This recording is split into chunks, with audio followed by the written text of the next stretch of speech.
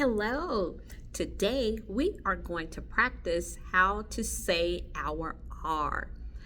The first thing that we have to do is to practice the differences between short vowels and long vowels.